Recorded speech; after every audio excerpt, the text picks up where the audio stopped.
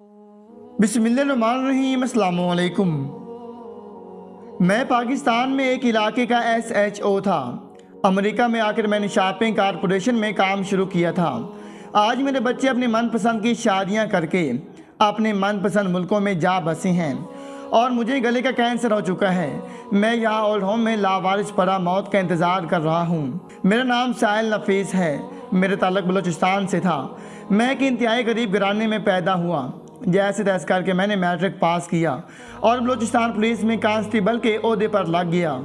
मैंने ईमानदारी से काम करने का हलफ दिया था और बजाय इसके कि मैं अपने हलफ पर कायम रहता, मैंने और लोगों को भी रास्ते भटका दिया। मैंने पहले दिन से ही 150 की रिश्वत लेना शुरू कर दी। इस रिश्वत से मैंने अपना शुमार गरीब घरानों से मुतवस्सित घरानों में करवा लिया। बाद तरक्की के बाद मैं एक थाने में SHO लग गया। अब मुझे बड़ी बड़ी रकम मिलने लगी थी। मैं इस रकम को अपना हक समझते हुए वसूल करता रहा। मैंने आज तक किसी मजलूम की दाद रसी नहीं की। हमेशा पैसे वाले और तगड़ी पार्टी को ही हक पर समझा। मुझे कभी अपने अंजाम का ख्याल भी नहीं आया। मुझे याद है कि एक मजलूम औरत के बेटे को जब मैंने एक वडेरे के कहने पर झूठे मनशियात के केस में पकड़वा दिया तो उस औरत ने अपने दुपट्टा उतार कर मेरे कदमों में रखा था। मुझे अल्लाह और रसूल अकरम सल्लल्लाहु अलैहि वसल्लम के वास्ते दिए थे। सूरह यासीन खोल कर उस पर हाथ रखकर कसम दी थी कि उसका बेटा बेकसूर है, जबकि मैं खुद भी जानता था कि उसका बेटा बेकसूर है। मगर इतनी सफाइयाँ देने के बाद भी उस वडेरे के कहने पर मैंने उस लड़के को मुजरिम करार देते हुए जेल भिजवा दिया था। उसे उम्र कैद सुना दी गई थी।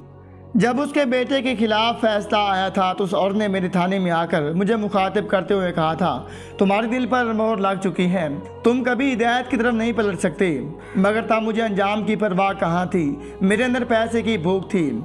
इसके बाद में कई वाक़यात हुए। मैंने इसके बाद जुल्म और रिश्वत का बाजार ऐसे ही गर्म रखा। बेशुमार औरतें मेरे पास अपने बेटे, भाई, शौहर या बाप को छुड़वाने के लिए अपने जेवरात तक रख गईं। मैंने घर में धन दौलत का अंबार जमा कर लिया था, मगर फिर भी मेरे अंदर दौलत की हवस बढ़ती ही गई।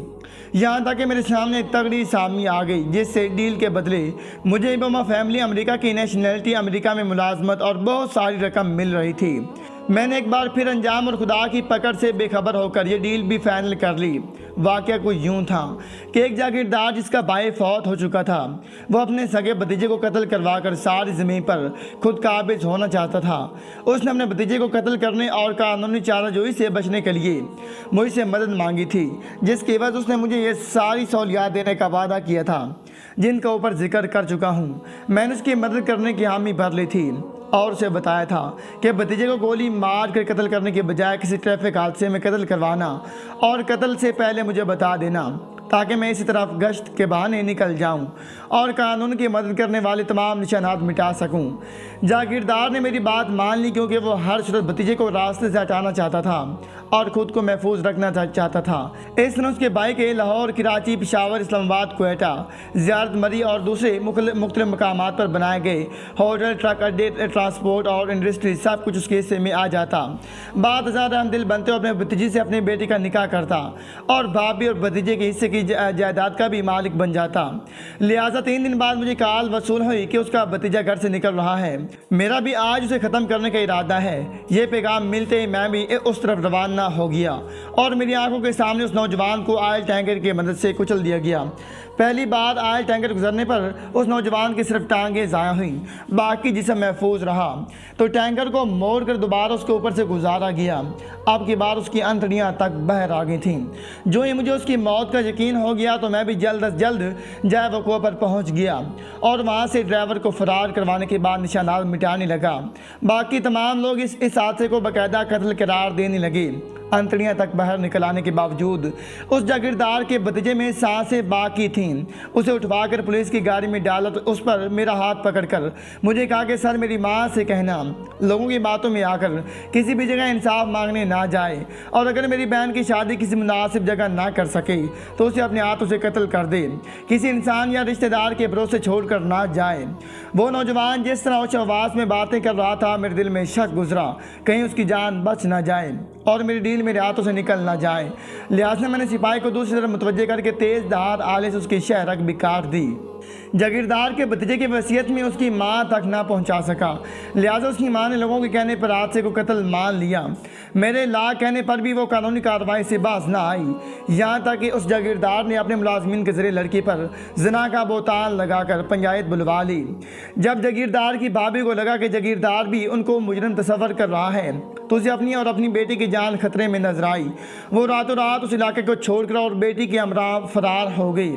पुलिस स्टेशन में उसकी गुमशुदगी की रिपोर्ट दर्ज हुई और कुछ अर्सा बाद उन माँ बेटी की लाशों को एक से रात से बरामद करके ये केस नामालूम अफराद के खिलाफ दर्ज करके फाइल हमेशा हमेशा के लिए बंद करके जागीरदार के हवाले कर दी और मैं खुद अपना सब कुछ बेचकर बमो फैमिली के हमरा अमेरिका मुंतकिल हो गया।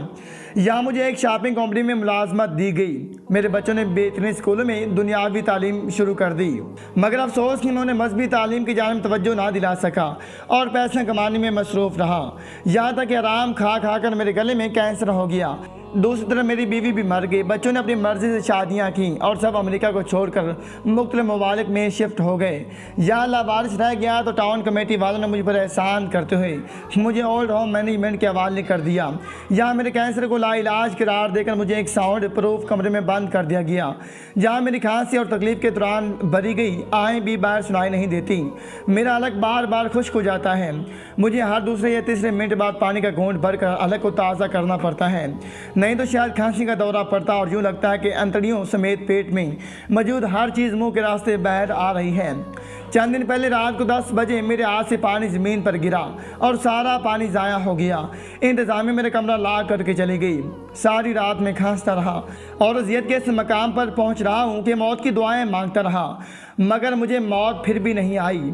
मुझे लगता है कि मुझे अभी बहुत अरसा मुकाफ़ात अमल से गुजरना है, लोगों के इबरत का निशान बनना है।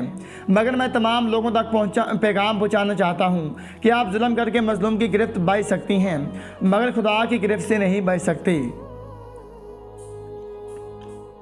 आज उसे लाहौर भुट्टा चौक के करीब किराए के कातलों से गोलियां मरवा कर उसी के महबूब ने कत्ल करवा दिया था और देखने वाले बताते हैं कि उसने मरते वक्त कहा था, खुदा बेहतर तरबीत करने वाला है। उसका नाम सलमा अजमल था। वो मजंग की रहने वाली थी। वालिदैन कबाड़ के कारोबार से मुंसलिक थे। घर में पैसे की रेल पेल थी। उसकी शादी सुफियान नामी लड़के से हुई थी। सुफियान पाक फौज में बतौर सिपाही खिदमात अंजाम दे रहा था। बलूचिस्तान में दौरान ड्यूटी दहशतगर्दों से लड़ते उसकी टांग और बाजू कट गए थे। उसे मेडिकल बोर्ड की बिना पर मुलाजमत से फारिग कर दिया गया था और एक नेक दिल आदमी ऑफिसर ने उसे मिलने वाले पैसों से उसे आइसक्रीम की छोटी सी दुकान बनवा दी थी, जहाँ सारे दिन काउंटर पर बैठा रहता था। दुकान में काम के लिए लड़का रखा हुआ था जो गाहक को डील करता और गाहक अपने मनपसंद की आइसक्रीम खाने के काउंटर पर बिल अदा करता और चला जाता। अल्लाह ने उसके रोज़गार में इस कदर बरकत डाल रखी थी कि वो दुकान पर काम करने वाले लड़के को महीने बाद तनख्वाह के अलावा 2-4 हज़ार रुपये ज़्यादा देकर भी उसके पास अच्छी खासी रकम बच जाती थी, जैसे वो अपनी बीवी और 2 बेटियों को ज़रूरियात को आसानी से पूरा कर लेता। अल्लाह ताला ने उसके लिए इस कदर आसानी पैदा कर रखी थी कि उसकी बेटी को घर की दहलीज से बात कदम रखने की भी ज़रूरत ना होती थी। सुफियान सलीम सुबह दुकान पर जाने से पहले घर की तमाम ज़रूरी अशिया को चेक करता, बीवी और बेटे से उनकी ज़रूरत की चीज़ें पूछता और फिर बच्चियों को स्कूल के लिए तैयार करवा कर अपने साथ लेता। उन्हें स्कूल छोड़कर अपनी दुकान पर चला जाता, जहां उसके पहुंचने से पहले मुलाजिम लड़के ने सफाई करके दुकान खोल रखी होती। दोपहर को सुफियान जाकर बच्चों को स्कूल से लेता घर जाता। घर जाकर बीवी बच्चों के साथ टाइम गुजारता और सेकंड टाइम फिर दुकान पर आ जाता। फिर रात गए तक दुकान पर रुकता और लेट नाइट वापस पहुँचता, जहाँ उसके बच्चे सो चुके होते, मगर बीवी टीवी देखने या मोबाइल इस्तेमाल करके वक्त गुजारने में मसरूफ़ होती और उसके आने का इंतज़ार कर रही होती। अचानक उसकी बीवी की रूटीन बदल जाती है। अब वो सुफियान सलीम के इंतज़ार किए बिना सो जाती और जागती भी तो मोबाइल में मशगूल रहती, यहाँ तक कि बच्चों को भी स्कूल के लिए तैयार न करती। इस बदलाव को लेकर सुफियान और उसकी बीवी के दरमियान कहीं बार तलक कलामी हो चुकी थी, मगर उसकी बीवी फिर भी बाज ना आई तो सुफियान ने अपने ससुर और सास से बीवी की शिकायत की, मगर उसकी बीवी ने अपने वालिदैन के हुक्म को भी पासे पुश डाल दिया। यहाँ तक उसकी हरकत रोज़ बरोज़ मशकूक होती गई। एक दिन अचानक वो घर पहुँचा तो अपने घर से एक गैर मर्द को निकलते देख लिया और जब अपनी बीवी से उस मर्द के मुतालिक सवाल किया तो उसकी बीवी सरे से मुकर गई, बल्कि अपने वालिदैन तक को बता दिया कि सुफियान खुद नामर्द हो चुका है और अपना ऐब छुपाने के लिए मुझ पर इल्ज़ाम लगा रहा है। वालिदैन ने सुफियान से ज़्यादा अपनी बेटी की बात को अहमियत दी, यहाँ तक कि वह अपनी बेटी को लेकर अपने घर चले गए। कुछ अर्सा बाद जब हालात नॉर्मल हुए तो जवान होती बेटियों के हाथों मजबूर सुफियान मुआफ़ी तलाफ़ी करके अपनी बीवी को वापस लाया, मगर अब की बार बीवी ने सुफियान को जूते की नोक पर रखा। सुफियान जो कि जिस्मानी तौर पर माजूर था, नामर्द होने का इल्ज़ाम लग चुका था, औलाद जवान हो रही थी, लिहाजा उसने जैसे तैसे बीवी के साथ गुजारा करने का फैसला कर लिया। मगर कब तक? अब अक्सर उसे मोहल्ले के लोगों से पता चलने लगा कि उसके घर में उसकी गैर मौजूदगी में कोई गैर मर्द उसकी बीवी के पास आता है। जब बहुत सारे लोगों से उसने ये बात सुनी तो उसने एक बार फिर नरमी से अपनी बीवी से बात की। अब की बार उसकी बीवी ने मान लिया कि उसके एक लड़के से नाजायज़ ताल्लुकात हैं, मगर इन ताल्लुकात को छोड़ने से साफ इनकार कर दिया। तो सुफियान अपने सास ससुर को हकीकत से आगाह किया तो उसके सास ससुर ने अपने तौर पर तहकीक की और अपनी बेटी को गुनाह का मुर्तकिब पाया। सुफियान के सास ससुर ने अपनी बेटी को इस गुनाह से बाज रहने का कहा, मगर वो ना मानी तो उसके वालिद साहब ने उसे थप्पड़ जड़ दिया। मामला बिगड़ता देखकर सुफियान ने बीच बचाव करवाया, मगर चाह कर भी अपनी बीवी को हिदायत की राह पर ना ला सका। दूसरी तरफ उसके सास ससुर ने अपनी बेटी से हर किस्म के ताल्लुकात ख़त्म कर लिए और सुफियान को भी उसे तलाक देने के लिए कहा, मगर सुफियान ने अब की बार भी मुसाहले से काम लिया और गुस्सा ठंडा होने का इंतज़ार किया। एक बार सुबह काजिब के वक़्त जब सुफियान तहज्जुद के लिए उठा तो उसकी बीवी अपने महबूब से मुआफ़ी गुफ्तगू थी और सुफियान को बच्चों समेत जहर देने का इरादा बना रही थी। सुफियान ने जब उसकी गुफ्तगू सुनी तो लरज़ कर रह गया। उसके हाथों से फ़ोन छीनने की कोशिश की। इसी दौरान बीवी के हाथों धक्का लगने से दीवार से टकरा कर बेहोश हो गया। उसकी बीवी ने इसी वक्त अपने महबूब को सारी बात बता दी और सुफियान को बच्चों समेत छोड़कर अपने महबूब के साथ फरार हो गई। आज सुफियान की एक बेटी म्यू अस्पताल में डॉक्टर है, जबकि दूसरी बेटी आलमा बनकर शादी करके अपने शौहर के हमरा फ्रांस चली गई है। आज जब सुफियान अपनी डॉक्टर बेटी के साथ म्यू अस्पताल में चेकअप के लिए आया था, वहाँ रेस्क्यू की तरफ से एक औरत को लाया गया था जो कि दौरान डकैती मारी गई थी। जब रेस्क्यू की गाड़ी से निकालते हुए उस औरत का मुंह ढका जा रहा था तो सुफियान ने अचानक उसका चेहरा देखा और देखते ही पहचान लिया था। वो सलमा अजमल थी जो बिना सुफियान से तलाक दिए 13 साल एक गैर मर्द के साथ रही थी, जिसने अपने महबूब के पाने के लिए अपने वालिदैन की मिन्नत से माजद शौहर और बच्चों तक को छोड़ दिया था, बल्कि महबूब की मोहब्बत और में अंधी होकर शरई हदूद तक को पामाल कर दिया था। आज खुदा ने उसकी लगामें खींच ली थी और पुलिस तफ्तीश के दौरान उसके महबूब ने मान लिया था कि अब सलमा अजमल से दिल भर जाने के बाद जांच छुड़ाने के लिए उसने किराए के कातलों के जरिए उसे कत्ल करवा दिया है। वक़्त के साथ जो लोग मौके पर पहुंचे थे वो बताते हैं कि सलमा ने मरने से पहले कहा था, खुदा बेहतर तदबीर करने वाला है। वालिद ने उसका नाम मोहम्मद लतीफ़ रखा था। वो बड़ा होकर चौधरी मोहम्मद लतीफ़ हो गए, लेकिन दुनिया उन्हें CM लतीफ़ के नाम से जानती थी। वो पाकिस्तान के पहले विजनरी इंडस्ट्रियलिस्ट थे और इंडस्ट्रियलिस्ट भी ऐसे कि चीन के वज़ीर आज़म चो एन लाई, शाम के बादशाह हाफिज़ अल असद और थाईलैंड के बादशाह उनकी फैक्ट्री देखने के लिए लाहौर आते थे। चो एन लाई उनकी फैक्ट्री, उनके बिजनेस मॉडल और उनके इंतजामी असूलों के बेकायदा नक्शे बनवाकर चीन लेकर गए और वहाँ इस मॉडल पर फैक्ट्रियाँ लगवाईं। CM लतीफ़ की महारत से शाम, थाईलैंड, मलेशिया और जर्मनी तक ने फ़ायदा उठाया। वो हकीकतन एक विजनरी बिजनेसमैन था। वो मशरकी पंजाब की तहसील बटाला में पैदा हुए। वालिद मेहरान बख्श आराई अपने बच्चों को आला तालीम दिलवाना चाहते थे, लेकिन वो लतीफ़ साहब की बचपन में फौत हो गए। लतीफ़ साहब ने वालिद की ख्वाहिश के मुताबिक आला तालीम हासिल की और 1930 में मैकेनिकल इंजीनियर बने और तालीम मुकम्मल करने के बाद उन्होंने 2 कमरों और एक बरामदे में अपनी पहली मिल लगाई। ये साबन बनाते थे। उनके छोटे भाई मोहम्मद सदीक चौधरी भी उनके साथ थे। सदीक साहब ने बादशाह नेवी ज्वाइन की और ये क़याम पाकिस्तान के बाद 1953 से 1959 तक पाकिस्तान नेवी के पहले मुसलमान और मकामी कमांडर इन चीफ रहे। लतीफ़ और सदीक दोनों ने दिन रात काम किया और उनकी फैक्ट्री चल पड़ी। ये इंडो अक्सरती इलाके में मुसलमानों की पहली इंडस्ट्री थी। ये साबन फैक्ट्री के बाद लोहे के कारोबार में दाखिल हुई और देखते देखते इलाके में छा गए और लाखों में खेलने लगे। पाकिस्तान बना तो इनके पास 2 ऑप्शन थे। ये अपने कारोबार के साथ हिंदुस्तान में रह जाते या कारोबार, ज़मीन जायदाद और बैंक बैलेंस की कुर्बानी देकर पाकिस्तान आ जाते। CM लतीफ़ ने दूसरा ऑप्शन पसंद किया और ये बटाला से लाहौर आ गए। लाहौर और बटाला के दरमियान 53 किलोमीटर का फासला है, लेकिन अगर हकीकी तौर पर देखा जाए तो ये दोनों शहर 2 दुनियाओं के फासले पर आबाद हैं। आज़ादी ने CM लतीफ़ का सब कुछ छीन लिया। ये बटाले से खाली हाल निकले और खाली हाल लाहौर पहुँचे। बटाले में उनकी फैक्ट्रियों का क्या स्टेटस था आप इसका अंदाज़ा सिर्फ इस हकीकत से लगा लीजिए, हिंदू और सिखों ने उनकी मिलों पर कब्जा किया, कारोबार को आगे बढ़ाया और आज बटाला लोई में भारतीय पंजाब का सबसे बड़ा सनती जोन है। सीएम लतीफ़ बहरहाल पाकिस्तान आए और 1957 में नए सिरे से कारोबार शुरू किया। उन्होंने लाहौर में बटाला इंजीनियरिंग कंपनी के नाम से इदारा बनाया। ये इदारा आने वाले दिनों में बेको के नाम से मशहूर हुआ। बेको ने पाकिस्तान में सनतकारी की बुनियाद रखी, लोग ज़राअत से सनत की तरफ मुंतकिल हुए और मुल्क में धड़ धड़ फैक्ट्रियाँ लगने लगीं। सीएम लतीफ़ ने मुल्क में बेशुमार नई चीज़ें मुतारिफ करवाईं। ये साइकिल से लेकर जहाज़ों के पुर्जे तक बनाते थे। बेको ग्रुप यूरोप से लेकर चीन और जापान तक मशहूर था। जापान और चीन की हुकूमतें अपने लोगों को ट्रेनिंग के लिए बेको भेजती थीं। 1971 में पाकिस्तान टूट गया और जुल्फ़िकार अली भुट्टो मौजूद पाकिस्तान के सदर बन गए। भुट्टो ने 1972 में मुल्क के तमाम सनती ग्रुप को मियाँ लिए। जो सदर के एक हुक्म से मुल्क भर के तमाम बड़े सनतकार फुटपाथ पर आ गए। आप तसव्वुर कीजिए, एक शख्स जिसने 1932 में बटाले में काम शुरू किया और वो जब वहाँ सेठ बना तो उसका सारा असासा आज़ादी ने लूट लिया।